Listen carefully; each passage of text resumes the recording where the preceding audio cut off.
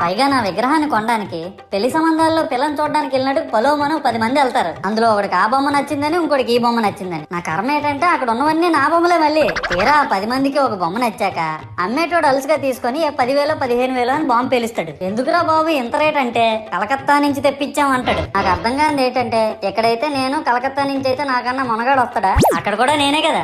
ఇలా నన్ను బజార్లో పెట్టి బేరం ఆడి నా మొహానికి ముసుగేసి వ్యాన్ ఎక్కిస్తారు. ఆ వ్యాన్ డ్రైవర్ గాడు నేను ఉన్నానని కూడా చూడకుండా ఏదో ఆలోచించుకుంటూ డ్రైవ్ చేస్తా గతకల్లో గబ్బి గుబ్బి అని తించేసి నా కాల్లో చెయ్యి ఎరగొట్టేస్తాడు. ఈ విషయం చందాలు ఇచ్చిన చిన్నోళ్ళకి తెలిస్తే మళ్ళీ ఇరిగిపోయిన బొమ్మ పెట్టకూడదని ఏ బొమ్మ రాసి కవర్ చేసేస్తాడు. సరేలే జరిగిందేదో జరిగింది, నా భక్తులే కదా కూల్ బ్రో అని చిల్లయ్యే లోపు నన్ను పందిర్లో పెట్టి ముసుగు తీసి నాకన్నా పొడుగుండే సౌండ్ బాక్సులు 2 నా చెవులు పక్కన పెట్టి డీజే గణేష్ బ్రో అని చెప్పి నా పాటలను కూని చేస్తారు. సరేలే పిల్లలు కదా ఇప్పుడు కాకపోతే ఎప్పుడు ఎంజాయ్ చేస్తారు, కాసేపట్లో పూజ స్టార్ట్ చేస్తారని వెయిట్ చేస్తా ఉంటే ఆ 5 రూపాయల వ్రతకల్పన బుక్ చూస్తే అది ఎక్కడ